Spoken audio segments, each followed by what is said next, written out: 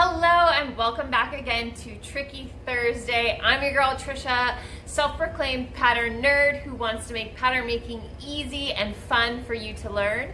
Today we are talking about blending our curves. And what do I mean by that? It's going to be easier for me to show you on the table, but as part of truing and walking your seams and preparing your pattern to get ready to cut out of fabric, there are little details that you want to pay attention to when you are trying to get all of the things to work right. And truing up your curves is one of those important things. The areas that you want to focus on are anywhere you have a round area, like your neck or your underarm, or even where it flows at the waist is a good one to check. So I'm going to show you over on the table how we check that and how we true that up if you find it, and hopefully you find it helpful. So let's go. So checking our curves and our smooth lines is really part of truing. So we're basically going to do it in the same time that we would be walking our seams. Let's look at the shoulder.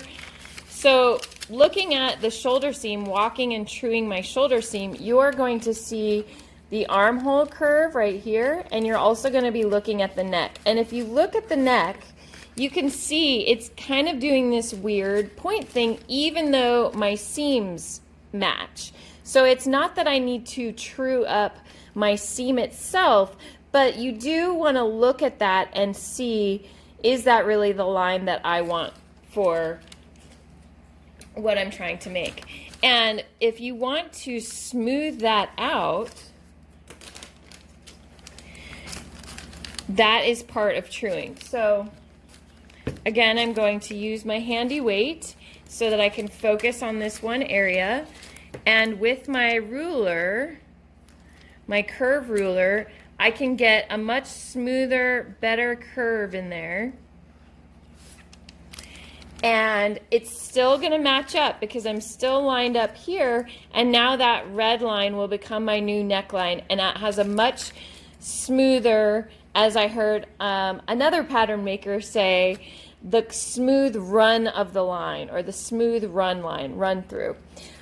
So that will fix that curve, and that is if it's bowing. So this is something that you're going to see as you're truing up your patterns. These are little minor details that make all the difference in having a really nice, well-made garment.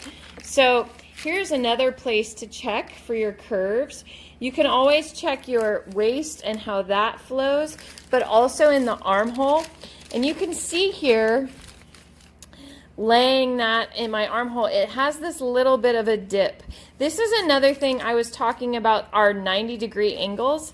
If this was at a 90-degree angle on both of these and they were walked and correct, then this would not be happening. So this is a dip, like what I was speaking about before. So we just have to true that up. And if you don't know the term truing and why 90-degree angles are important, you can check out my other Tricky Thursday videos.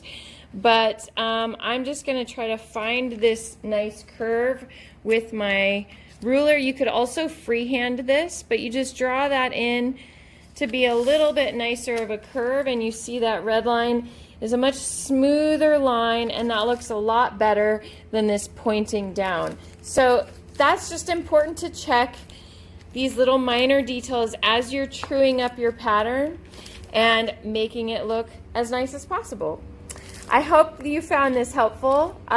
These are just ways to make your patterns look as perfect and as beautiful as possible.